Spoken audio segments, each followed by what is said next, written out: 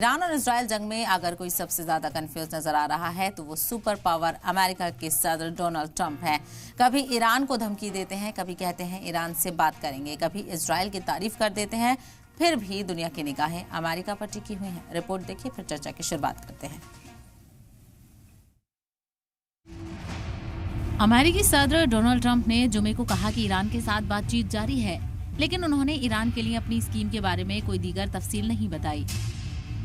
उन्होंने ये भी कहा कि यूरोप ईरान की मदद नहीं कर पाएगा।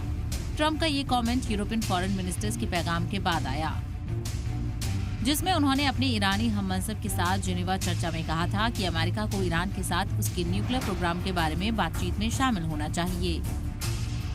हालांकि ट्रंप ने कहा कि ईरान यूरोप के साथ बात नहीं करना चाहता है, जो यूरोपियन और ईरानी वुज़रा के बयानों की तरदीद करता है। ट्रंप ने मजीद कहा, हम ईरान से बात कर रहे हैं और हम देखेंगे कि क्या होता है।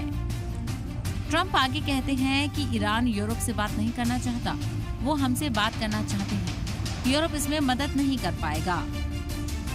ट्रंप ने कहा कि इजराइल से ईरान पर हवाई हमले रोकने की डिमांड करना मुश्किल है, लेकिन सदर ने कहा कि वो हालात की बुनियाद पर इजराइल और ईरान के बीच जंगबंदी की हिमायत करते हैं।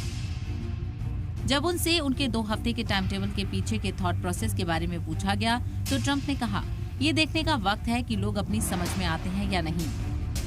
ट्रंप ने कहा, जब आप इसे देखते हैं तो इसे रोकना बहुत मुश्किल है। वहीं ट्रंप इजराइल की तारीफ करते हुए भी नजर आए। एक सालिसी का किरदार अदा करने वाला अगर एक मुल्क की तारीफ करता है तो क्या उससे गैर जानिबदारी की उम्मीद लगाई जा सकती है?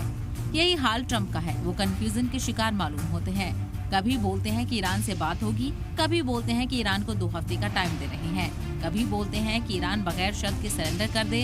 अगर इसी तरह ट्रंप बोलते रहेंगे तो जंगबंदी के हवाले से उन्हें संजीदा समझना थोड़ा मुश्किल हो जाएगा। ब्यूरो रिपोर्ट, सलाम टीवी।